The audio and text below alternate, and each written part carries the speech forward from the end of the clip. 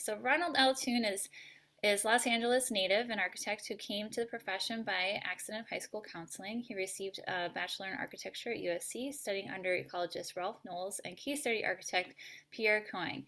And he got his master's in architecture from the University of Pennsylvania, where he studied with gold medalist Louise Kahn and landscape architect Ian McHarg. Having served as AIA Los Angeles president and on the AIA California board, he was elected to serve as the 1998 AIA national president. Having been energized early in his career working for A.C. Martin and Frank Gehry, he founded L. Toon Porter Architects in 1984, later renamed L. Toon Partners. Having divested from the practice after 30 years, according to their exit plan, he founded L. Toon Strategic to advise on investor-developer side. In assessing L. Toon Partners' success in assessing more foreign markets than ever imagined and gaining commissions they would ever be considered for in the U.S., he is here to share lessons learned, best practices, and just dumb luck advice on entering, expanding, and exiting practice abroad. Okay, and I'll hand it off to you, Ronald L. Toon, FAIA. Thank you so much, and welcome everyone. Good morning. We're going to fly this morning. We're going to go real fast, see a lot of things. Your learning objectives are there. You don't need to read them. So let's just start at the beginning. Global vision, local roots. Course content will address who you are, what your organizational culture is, why you may be thinking of going overseas, defining your vision, when you should do that, having a strategic plan and establish credibility. What you should be doing is creating a business plan, where to go and where to pull the trigger, and then how to get there, defining your core values of competencies, investment strategy, outcomes, offshore landmines, terms of engagement, and do's and don'ts. So about me, I started with A.C. Martin. They had a project overseas. I was very interested in that, sat next to the guy they brought over from Korea, and we developed a very close friendship. At Gary's office, he had a flirtation with Muammar Gaddafi's brother, and he was going to take the first trip and I would take the rest. It didn't happen.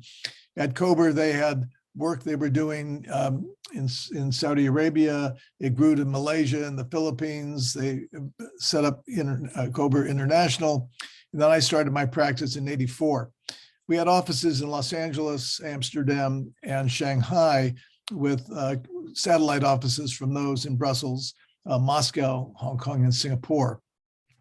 In L. Toon Strategic, one of my early commissions was to advise on the design of 34 separate projects set within the cultural centers of the Brezhnev kind of apartment complexes. So you may remember from the first lecture, I talked about Vitruvius and the 10 books on architecture and dealing with firmness, commodity, and delight, for us being the categories on your right: practice administration, project management, technical documentation and construction administration, and design outreach and communications, with a partner with last word authority on each of those areas, no matter who the partner in charge was. We had a kind of a matrix management system that was set up like this, so that whatever any partner did, any project they brought in, it went through the checks and balances of the areas governed by the other partners. Why do I mention this? Because it made us completely flexible and able to go anywhere we wanted very, very fast without having to worry about who's watching the store. So the firm was founded in '84. Over the years, we had an average global staff of 50 people. We had 32 when we first went abroad. We had developed a global reputation for retail-based mixed use, transit-oriented development, and so forth. Worked on projects in 46 countries that valued over $16 billion. So what assets did we have when we started? We had a reputation for large-scale retail projects, such as this one we designed in 1984 in Sacramento, this one in Hawaii that came a little later, and this one in San Diego, which was building on top of an existing operating property. But in December 7th, 1988, an earthquake measuring 6.8 on the Richter scale took 50,000 innocent lives in the Soviet Republic of Armenia. Being an Armenian American myself, it was a personal life-altering event. I took a team of architects over there for a charrette process, and that began a commitment to working abroad. This is what we faced over there in the Spitak earthquake, where those people had died. It looks a little like Ukraine looks today. The disaster was remarkable, but it got me out of my comfort zone, working in a compressed area with this team of architects over there, but realizing that you can accomplish a lot if you just set your mind to it. So the Spitak master plan came out of this storyboard that I drew, and the plan itself over here. It simply got us moving. So that's a pro bono thing. That's a humanitarian thing. Why did we venture overseas? We had great domestic clients. We had great staff projects, and I had great partners, but we were sinking in the recession of 1991. We had a desire to have an international practice. We had a confidence in the strength of our core competencies. We had a belief that anything for us was possible. But truthfully, it was a 7-year itch. We needed reinvention through a fresh and challenging opportunity, and we jumped off to do that. How did we get started? An employee who had been with us 3 years had not been back home to Indonesia in 8 years, and she went home on vacation. She called me on a Saturday morning as I was going out the door. I had an unlisted phone number. She found me, and she said, I've set up 5 meetings for family, friend companies here. Can you come? Can you be here Monday? I'll pick you up at the airport. I said, no, I can't. She said, yes, you can. Get on SQ001. I'll meet you at the airport. I said, no, I've got meetings the whole next week. Can you push it off a week? She said, I can push them all off a week. I said, good. You've earned a free vacation week on me. And I took that week to research because I knew nothing whatsoever about Indonesia. I contacted the World Bank, the U.S. Department of Commerce Indonesia office. I contacted the AI International Committee, my travel agent. I got multiple inoculations, and I was on my way. But how do you really get going? You kind of do a SWOT analysis. First, you assess the costs and opportunities and risks. You assess your internal competencies. What do you have to sell when you get there? What will the culture impact be on staffing for your firm? When you review the impact on managing existing workload, can you do that if you're out of the office? How will your clients react? And what about the prospect for clients? Your competition here will tell the same clients that you're not available, you're going overseas. How do you balance that? What is the impact on your personal life? Do you give it any thought? I didn't. I should have. Do you understand the full impact on others' lives? Then you assess the competition. Back then, when we were 32 people, those firms were firms that were well-established working overseas. The bottom four would be our direct connection, the smallest of which was 6 times our size, the others many times our size. But what the heck, we went there anyway. And third, AIA said, select your target market countries, focus on no more than 3 countries. And by the way, you're never going to collect the last 15%. But that from the strongest, biggest firms in the country. I turned a deaf ear on sound advice and jumped in with both feet. It's just being entrepreneurial. Then fourth, leverage your existing assets. We had a US national reputation in retail center design, but we were locked in a box. Our clients were the largest, most respected US retail developers. We had only 2 international design awards. Now we have over 24, maybe 26. The real estate industry had me as conference speaker, both for the retail industry and the Urban Land Institute. I became an ICSC volunteer, that's International Council of Shopping Centers, served on many committees. I became a trustee. I was the first licensed architect practicing to serve as a trustee of ICSC. And I wrote a number of books based on the retail stuff, and that gave me credibility. The fourth had to do with international AIA activities. I volunteered, became a founder on the AIA International Committee. You heard about my other roles in AIA, including national president. And that is enormous collateral overseas, and it's an enormous deficit domestically. If you're national president domestically, your clients feel you don't have time for them. If you're the national president overseas, it's like getting a crown prince to come and work on their project. Also involved with other architectural organizations worldwide, and ultimately a member of the International Union of Architects Council, where I met a lot of architects from around the world. The fifth is to find the right local partner. We got the recommendations from the Cox Group, the U.S. Best Professional Services Consultant. We researched and interviewed. We determined and accepted a division of responsibility in advance. We understood the terms of engagement in advance. We decided to share the project in all phases and to respect the local partner. It's really critically important. Sixth is to select legal and accounting consultants that are aware of international law and international tax implications. It's very important. You have to determine whether you have insurance coverage for this work.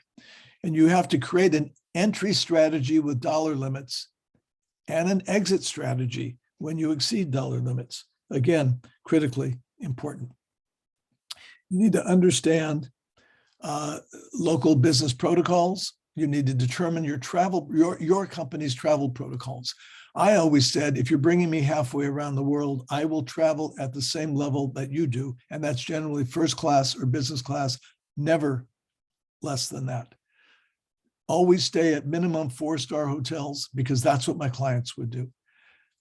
I tried to imbue a cultural awareness in my staff and understand you can rarely ever receive legal justice abroad. So you're not going to be able to defend yourself in someone else's country. Seventh, cultivate relentlessly.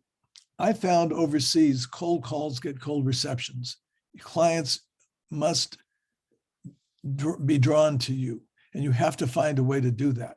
You have to create an awareness of you that they want you more than you want them. So I did this for real estate organizations, the ICSC, ICSC Europe, Asia, the Middle East Council of Shopping Centers. The others are in South Africa and other parts of the world. I became a conference speaker. I was seen as an expert, and that created networking opportunities. The next is to cultivate relentlessly. Client recommendations are far better than your personal recommendations, and return business confirms you even more. Consultant introductions are positive, and industry and university programs are positive. The goal is to become an inevitable essential choice. The eighth is define your project delivery process. Business protocols for client engagement, consultant engagement, and associated architect engagement, and the design process itself. For us, it was a deep dive contextual assessment and design workshops, and then to figure out the extent of services. You likely will not be producing construction documents offshore, but you certainly could do a review of documents being prepared by others. And the ninth is a culture of engagement. I always immersed myself in context-informed design. I could give a whole lecture on this one page, but just to know that context is not just the buildings around your building. It is the things you can't see, the rules and regulations. It's so many things more than the physical presence. So we got started. Indonesia, 1991. We were in a first world, third world collision in Indonesia. So what did I do? I went to a country I knew nothing about, and the first thing I did, and it is the first thing I do, whenever I went to a new country, I visit their museums before I meet with a client.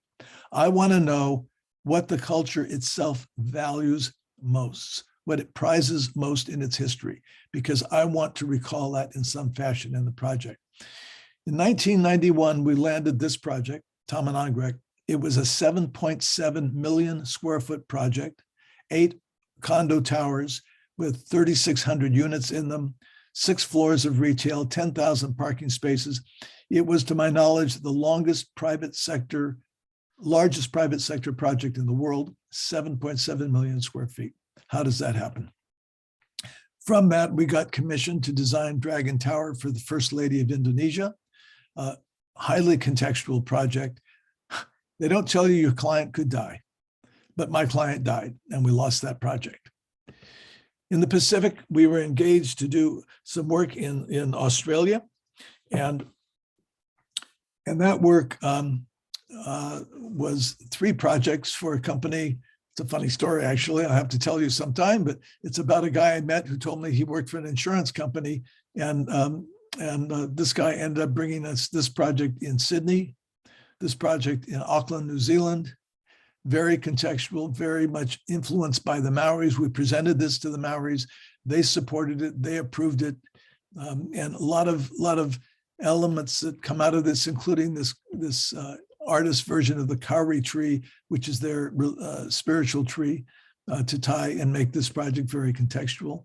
And this one in Melbourne that we did in the last edge of town before you hit a large national preserve. And now the slides are not advancing. So let's go down here. Okay. And then in Asia, so what are your strategies for entering markets? In Singapore, we had a nesting office. We took a lesson from history from the Spanish Armada. We were light-footed, brain over brawn, large office capacity. But what we did was we brought a project to another architect, and therefore we worked out of their office as a quid pro quo with no overhead, no charge for rent. We worked side by side with them, understanding from the beginning what each would be doing. And in return, they worked on the Tamanagrit project. And in return, they brought us two projects, two subway stations that we would have loved to have gotten in the United States, but couldn't, but we got them there. And they're two really stunning subway stations in Singapore on the Blue Line.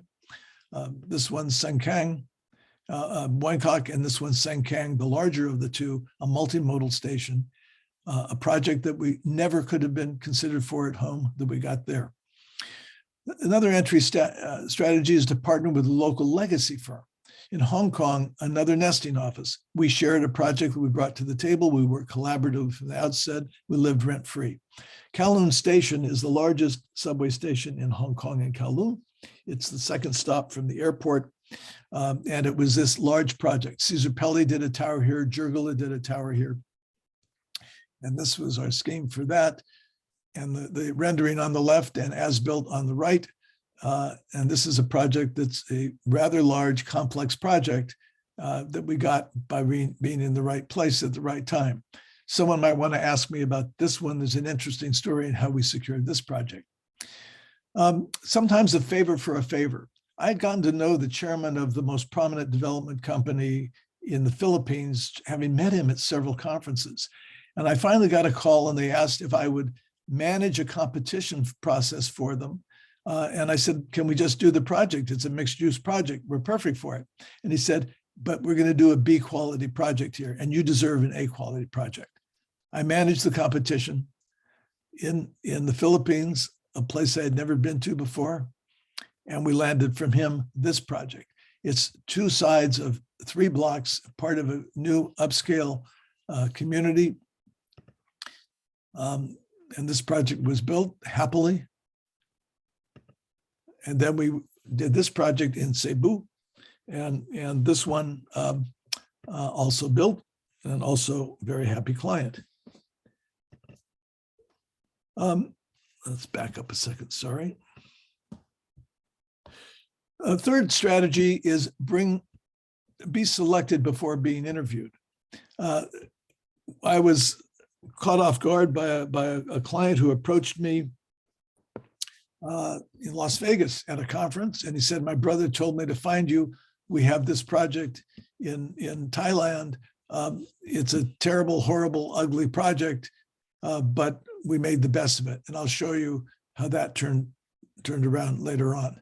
But we had that project before we even went there. In the Middle East, I ran into a guy walking down the street in Sevilla at lunchtime during a conference. And he called me over to the bar where he was sitting, and he said, let's talk about a project I'm advising on. But I knew a lot about Saudi Arabia because I'd been there a dozen times and worked on projects there. And because of that, and because of knowing the local culture, we got engaged. Ellery Beckett designed this tower and the base for it. We designed the interior of one wing on the base of this building in Riyadh. And this was for Prince Al-Walid, the wealthiest man in the country. It's a retail center that they saw as a single mall. I saw it as one large grand space. They saw it with no natural light. I saw it bathed in light, and that's what we built. Another entry strategy is ride the horse you rode in on. It's in Europe. A project that we had pre-funded our costs in Amsterdam. The issue there was how do you pick the right city? I can tell you about that if you'd like to know about that later. Another one has giving back bears fruit. This is a client that came to us because he had heard some things. And what he had heard was I had worked on this humanitarian effort in Spitak in Armenia, and he wanted to see who that architect was. So we designed a project for him, which he built. And then the second project came up. And this is that project.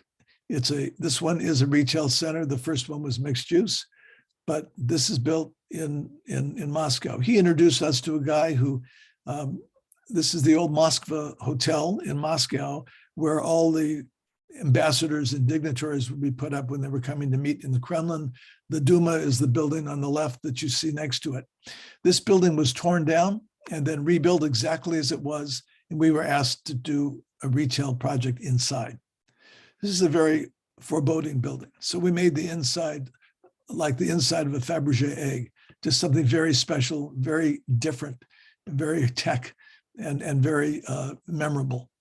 And that was built there. For that same client, we were asked to do 3 blocks within the Brezhnev housing blocks that you see here. This project was mixed use, office, retail, entertainment, dining, community stuff. And then going back to Armenia, because of that first intervention, we landed the American University of Armenia building, which is shown here, and did that. Well, the Amsterdam office came about because we landed this project in Moscow. The client was in Los Angeles. We needed a place to land in between Moscow and Los Angeles. We needed it to be in Europe. The contractor was in Paris, low rent there, same standard of living there as Los Angeles, so there weren't excessive costs. And we were able to work in a country where everybody speaks multiple languages and 9 years of English. So what do you do about networking there? Well, I attended and spoke at many real estate conferences in Europe, volunteered in those organizations, but you have to reconsider your public relations strategy because the US approach is not applicable in Europe. You have to define effective office-to-office communications and figure out how you can provide marketing and design support. We set up an intern exchange where every year we would send one of our staff in Los Angeles to Amsterdam, provide them an apartment and a bicycle. And they just couldn't wait to be there. It was wonderful. So we grew our client base in France, Netherlands, the UK, Russia, and Ukraine. We had 15 projects alive in Russia and Ukraine when the Great Recession hit, and they all evaporated in January. 4 of those projects were in Ukraine, 1 in Kharkiv, 2 in Kiev, and 1 in Dnipro. Probably they would all be destroyed by now. But we worked there, the Middle East and Turkey, and you begin to refine your offshore expatriate culture with local customs and global vision. So where did that take us? It took us to France, where we designed this large project in Toulouse. This is built now. I haven't been back, so I don't have pictures, but it's built. We built this in the Czech Republic in Brno, a university campus. And we built this, it's just opened last year in Utrecht in the Netherlands. It connects to the train station. 100 million people a year walk through this project. It connects to the medieval town square right here. There's residential here, there's hotel, there's museum, there's office, retail. And then we put back a medieval canal that is underneath this. And so you can arrive in this project by boat. They had removed the canal, we put it back. Asia, entry strategy, Asia Minor. Well, we had a European client for that project I just showed you in Utrecht, and they wanted us to go to Turkey and do a project. I myself did not want to work on that project, but I handed it to the partner in charge of the Amsterdam office, and we built this project in Tarsus for them, and that opened several years ago with a very happy client. China. We have a long-term association with an architect that went to school in the United States, worked with us in a previous practice, called us and said the perfect thing. He said, look, I have Western education, technical proficiency in both languages, professional compatibility. You master plan and design everything. We'll do the technical side on everything. We'll mark it together. Could not have been better. So we had a nesting office there. We nested in Arcasia's office. We shared professional values and culture. A staff of 50 was on call.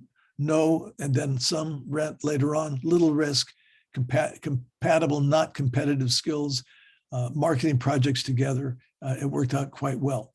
So this is in Taiwan. It's in Taichung, Taiwan. It's a 9-story department store, state-of-the-art building at the time, and a building that lights up and sends different messages for different reasons at different times of the day or different times of the year.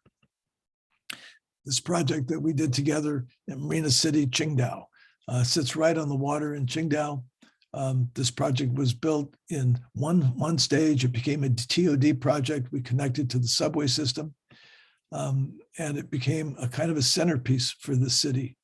This project is in Nanjing for a client from Taiwan, same local architect we worked with, multi-stages. We built out site number 1, site number 4, and site number 5. Sites 2 and 3 were housing. And this is site 1, and this is it built out. This is site 4. This is a trade mart built out all out of industrial materials and a lot of graphics. And this is the big site. This is the mixed use site. And several of these towers have been built now, though I haven't been back since then. But altogether, this was a 5.5 million square foot project. We also designed a cultural heritage retail and dining ethnic center at the Daming Palace, which is the palace of the Emperor of Japan, the Emperor of China that united China and built the Great Wall, and it was buried with the terracotta soldiers. So this is a project that was designed to be respectful of, in a contemporary way, of architectural influences from the past. Well, you've all heard about Wuhan, and we had our trip to Wuhan also. Ours was a little sooner. This building is, a lot of it is open. The dome in the middle and the area around it is built. It's to be a phased project. The early phases are complete. You can Google this and you'll see this Wuhan Shimao Carnival in Wuhan. And this project was to be mixed use, hotel, office, residential, recreation, expo, lots of things. Same client, a different client, hired us to do this project in Jinan. Jinan is halfway between Beijing and Shanghai. You arrive by high-speed train at a major train station, and the subway runs right down upper left to lower right into the heart of the downtown of the city. Big mixed-use project, twin office towers. The 2 bubble buildings are museum and cultural buildings as a gateway to the city. This project had residential, had hotel, just about everything you can imagine in it. It was a gateway project for a city. There's also a US client that had a Chinese partner, and he brought us to the table. They had engaged an American firm to master plan a project in Xi'an, which they had done, and they'd done a conceptual design of it. And then they hired us to carry on with that up through the construction of the project, where we had worked out all of the interior plans on the building. So to get this project done, there was a 3-party agreement. There was the client, the architect, and a third party. What happens is the architect bills the client pays this third party, and the third party pays the architect. And that was because you could not repatriate money out of China to an American firm. CITIC was set up to produce infrastructure for the Communist Party years ago, and it bypassed, let's just say, public relations appearances. But it had been in place. We were referred to them by SOM. It was a good reference. We got paid. Everything was fine. So this is that project in Xi'an, and it opened very successfully and continues to thrive. Sometimes you work from home on the entire project because the local architect may not be the right firm. the Taiwanese architect, now based in Shanghai, was not the right architect for a project in Bangkok. And this was the project where the guy met me coming down the stairs. This is the project that they had. It was their old World Trade Center. It was a fortress. It was a dour building. It was very, very negative. People hated it, but he picked it up. And this is the building that we did in Las Vegas that he liked. And he wanted to have something as curious as this or as inviting as this on the street. And so he wanted us to take the best aspects of this and take it to Bangkok.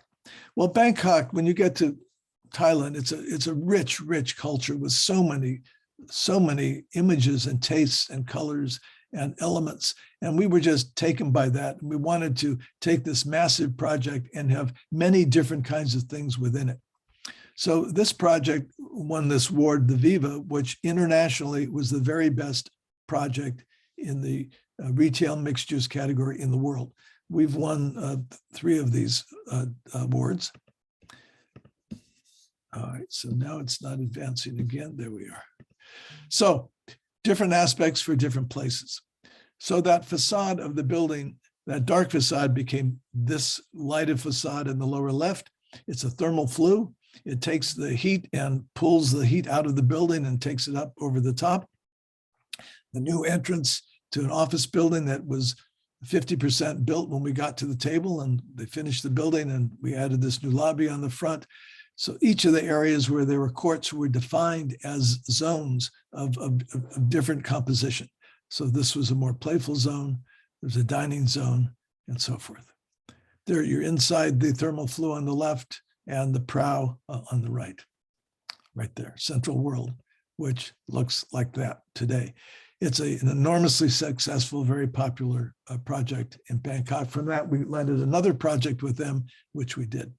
But there are offshore landmines as well, and things that you need to be concerned about when you're practicing overseas. And I'll just share some of those with you right now. For us, we lost a project because of an assassination. We lost one because of a revolution. We lost several because of corruption and a client imprisoned, demonstrations and rioting, economic downturn in the price of oil, the untimely death of our client, and American competitor misbehavior. We've lost it because of authority and leadership shift in the company, privatization and retendering, inexperience and indecision, career enhancement on the part of a client person, commoditization of architecture, nationalization, and ethics of a U.S. competitor abroad. So there are ground rules. Never, ever fall in love with a project. The minute a client knows you're in love with their project, they've got you by the throat, and trust me, you will get hurt. Always get paid in advance. We got paid in advance every time but once. The partner that insisted we always get paid in advance was the partner in charge of that project, and we almost went bankrupt when we didn't collect. Always deliver on time. It's critical to them. There are no exceptions. And always exceed your client expectation, providing 110% of what you're supposed to do. What I'll tell you is they have accountants that look at your contract, and if you're missing one drawing or one element, you will not get paid. If you provide 20% more but miss one thing, you will not get paid. So always cross your T's and dot your I's. Begin with contextual immersion. It's so important to understand a culture other than your own. Enjoy a cultural immersion because it's full of life. Demand culinary immersion. Try the food. Test yourself. It's wonderful. But consider the project your own investment and make your decisions based on what you would do if it allowed your kids to go to college or not. Become essential to your client and build trust. I had a Russian client for whom I was designing 4 projects in Ukraine who bought that big mall that I showed you earlier on in Russia. And she said, I've worked with a lot of your architects. You're the only one I trust. I trust you completely. I would believe anything you told me. It's remarkable to hear that from a client. So you have to build trust and you have to be good to it. Think globally, act locally. Bring experience, expertise, knowledge, and provide the big idea. They love a big idea. Adapt to local conditions. Subordinate your US process to the local situation. It doesn't apply there. And trust your intuition. Whatever you do, add value. And whatever you do, you're going to have to work without a net. It's just the way it is. So here's a summary of do's and don'ts as we begin to wrap this up. Don't bring preconceptions or biases. Don't be arrogant or disrespectful. And don't forget your terms of engagement. Don't ever fall in love. Don't undervalue your contribution and don't underestimate your competition. They will be vicious. Don't compromise your core values. But what you can do is bring a respect for the culture, and you can appreciate the visible and invisible context. Subtlety is everything. Yes is sometimes no. You need to be able to read people.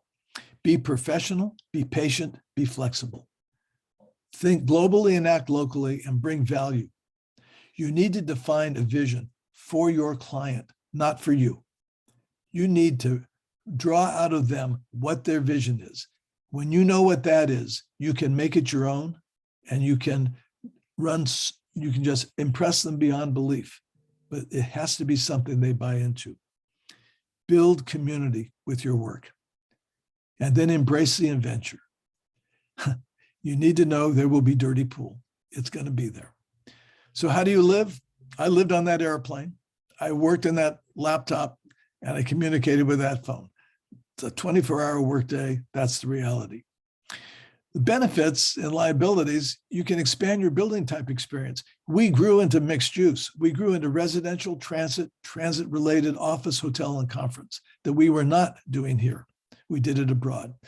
We expanded our practice experience. We attracted better staff. We sustained existing staff.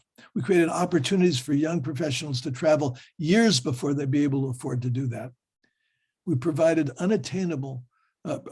were able to get into unattainable domestic markets, and we exported to emerging markets across the world. So we survived 3 recessions. We had a flexible staff and contract employees. We achieved portfolio growth. I talked about our offices and the countries we worked in, the amount of work and the awards we received. Those are some of the benefits. Always honor your core values. These were ours. If you violate any of these, you put yourself at risk, even more so in another country. Guard them carefully. Be very careful. It's so important. As parting thoughts, in circus terms, the entrepreneurial bug in you thrives abroad when you like working without a net. It's so important. And then give back. I ended up producing 7 books. I have an eighth one at a publisher right now. But what I did was, I believe that if you share everything you do with the people that you compete against most, it will make you become much better at what you do, and you will attract more clients. The book on the left, I gave to a client in the Netherlands for whom I had done a project in the United States. And he allowed me to do a presentation on it. When it was done, he said, "You are using my language. You are inside my head and thinking like I'm thinking. This is what I need from more architects." To my surprise, having worked in Asia for 25 years and having had 20 million square feet in construction in 2013, 2 years later, after I left the firm, 2 years later, the firm decided to close our Asian office with that much work coming online to market from. With all those things that we had done, we had worked in 12 countries there. But the bottom line is, you need someone that is willing to commit a good part of their life to being there, who has passion, represents local leadership, takes on the responsibility and accountability for it, brings professionalism, is a rainmaker, has judgment and sense of legacy. It is so important. So the question is, what's your vision and where's your strategic plan? And the last piece of advice I'll share with you before we open this up for questions is, it's important to learn to say at least one thing in the language of the country you're working in. And that one thing is, thank you. And I learned to say that in many ways. So I'll be happy to open it up for questions now, if anybody has one. And there is something in the chat room, I think. I think that's just me right now, unless someone was. Okay. But yeah, please put your questions in the chat. Covered a lot of information there, Ronald. So just as a reminder, we do record these sessions. So if you need to review that again, we'll have Jessica will send you all the recording in a few days, and it'll also be up on Zoom. But this is definitely your time to ask the expert here some questions because I'm sure some of you are thinking about going global. Ronald, one question that we did talk about a little bit, but wanted you to talk about to the group is so today, with what's going on with everything, with the pandemic, with the Ukraine, what kind of advice would you give to those seeking abroad adventures today? Um, you know, COVID has put certain barriers in place, but that is beginning to lift right now. And I think you at this point you have to see COVID as an opportunity. There are a lot of people that are concerned about travel. I've already planned a foreign trip in August. I'll be taking that. It takes getting started. Anytime there is the new opening of a curtain, there's excitement and interest. And I think you can begin planning your strategy for going abroad, preparing your staff and your marketing materials and the message that you'll bring, doing the research on what countries you might be interested in and how to access them. It's the preparation time for that. And I think it's a good time to be doing that. We're coming out of winter in most places. The excitement is building. I can tell you when I was preparing this trip in August last week, the hotels were booked. The flights were booked. So they've had enough. They're going to move out. They're going to get going. I think it's a good time. Global conflict is a different story, and it's a challenging story. And I think you have to be careful to think about where you will be appreciated most and who has the ability to engage you and keep you engaged as the project unfolds. Thank you. And then I do think this is another good question that you probably have a good story for is how did you really have the belief that you could go abroad, and what gave you that bit of confidence that you're like it's time? When I was in architecture school, between my third and fourth year, I had completed courses in art history and architecture history, multiple courses, and I didn't have two nickels to rub together, but my father had died some years before, and Social Security made a one-time payment to the children of people who had passed away. And I received a check, and it was enough money to get me to Europe. And I went with a friend of mine who was buying a car we picked up in Amsterdam. And we drove 10,000 miles, and I saw everything I had studied about in architecture history. And I just said, this is so wonderful. I want to be a part of this ongoing. When I got into practice and I was working for AC Martin, they were in construction on the two Atlantic Richfield Towers in downtown LA, now known as the City National Bank Tower and the Paul Hastings Tower and the Twin Towers. And they needed someone to go to Italy and replace the person who was the quality control material processing inspector for the granite that would be on those buildings and on the plaza and on the walls. And I got tapped. You're the guy, we want to go and replace him.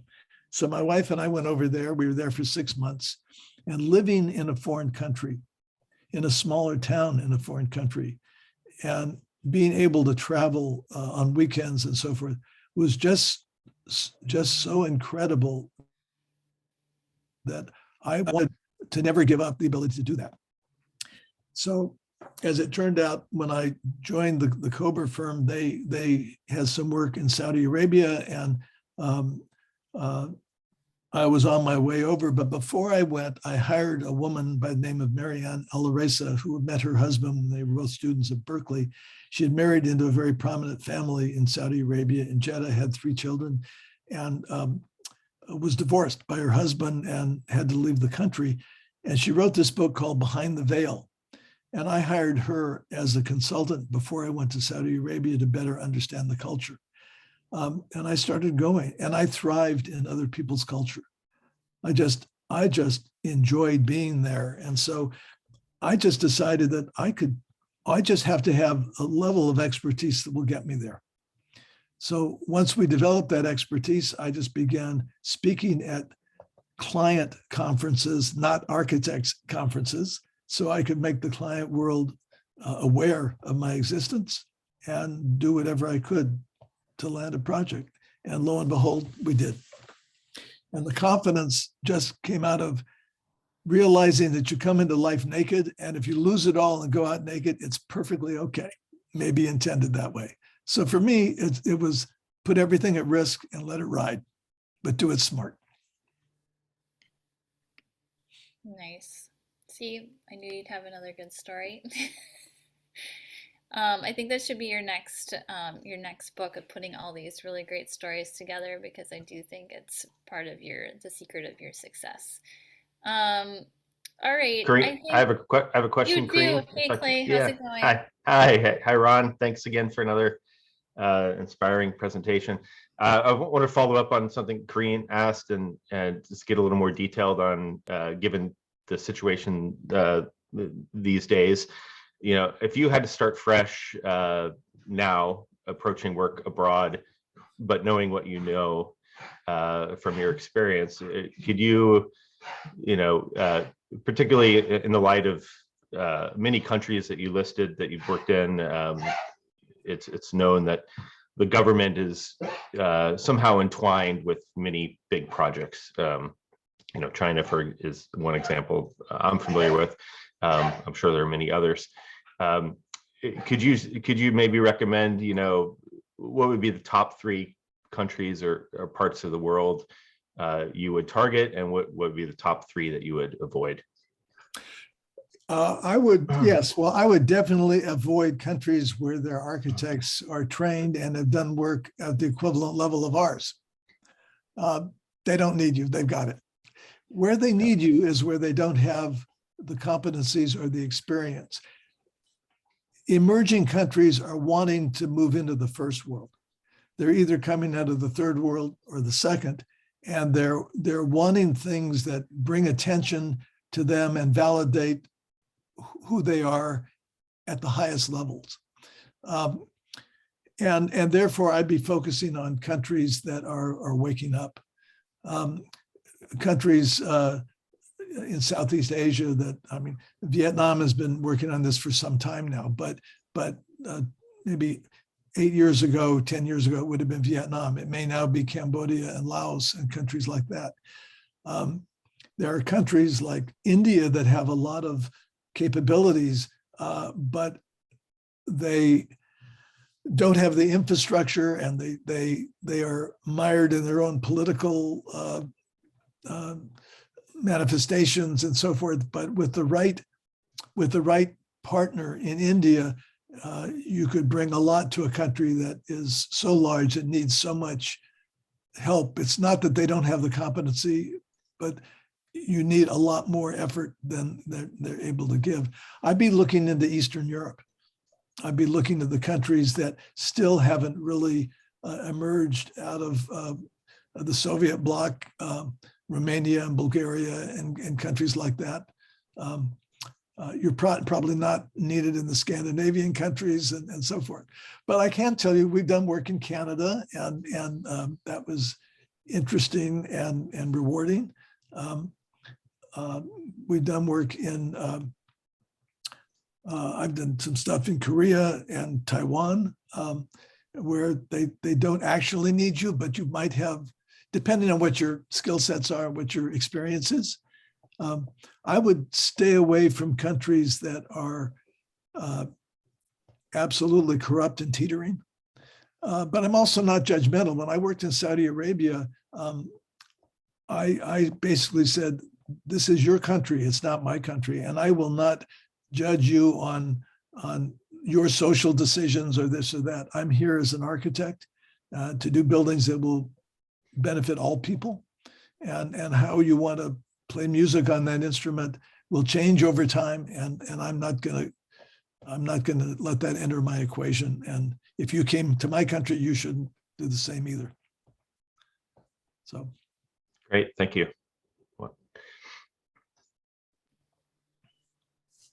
Thanks, Clay.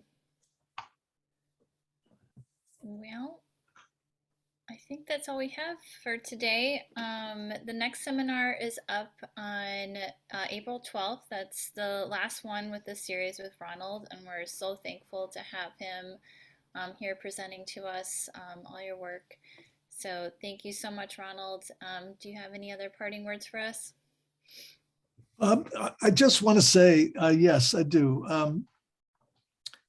When our practice first talked about this, when we first went to Indonesia in 1991, the partner who is in charge of the firmness side of the firm, which is the administration of our practice and project management, said to me, okay, we'll pay for one trip, but if you don't come back with a project, we're not going to do this again. And I did come back with a project, and that project did not go ahead, but it brought the very large project that you saw, the 7.7 million square foot, 8 residential tower project. And we got paid in advance for both. And when we got paid in advance for both, something we'd never got in the United States, suddenly he began to think, well, okay, maybe this is a good thing, and as long as you don't violate your operational protocols, then you're going to be okay when you go overseas. As long as you love being there and as long as you're willing to sacrifice. I can tell you that early on for me in the Cobra years, when I was working in Saudi Arabia, for 2 years in a row, I flew over 500,000 miles, 2 years in a row. Okay, that's 20 times around the world in a 12-month period. That started to weigh heavily on my family, and so I cut back to 250,000. Only went 10 times around the world, and I figured I had to cut back some more, and I dropped down to 150,000. And for the next 30 years, I couldn't get below 130,000 miles a year. All right, so it takes time from yourself, it takes time from your family, it takes time from your friends. It has a price. But I'll tell you, it's an incredible, exhilarating ride, and the best news about it is someone else is paying for it. If your clients are willing to bring you halfway around the world, and they're willing to do that on business class and put you up in 4-star hotels and let you enjoy the meals you want to enjoy and treat you with respect and bring you projects that you could never, ever get in the United States because everyone with the muscle and the experience and the relationships already has them. This is a window to the world. This is a window to the world that others will not have. And it makes you a competitor domestically. We grew from 32 people to 82 people in the time that we were doing work overseas. The people I met on our staff that were so interesting, that came to us from other places because we had been to other places, created a kind of a firm culture that was so rich and so interesting and so rewarding for all of us. So I guess everything I have to say is sort of on the screen right now. It's how do you say thank you in many foreign languages? But for me, it was really a major thank you to all the clients and all the collaborators that made a career like that possible. And for any and all of you that are still on the line, I want to say if you have any ambition to do this, be smart. But I can tell you, it'll be exciting and you'll enjoy it, and it'll make you know that you have brought value to places in the world to help them appreciate who they are in ways they never had before. So that's it.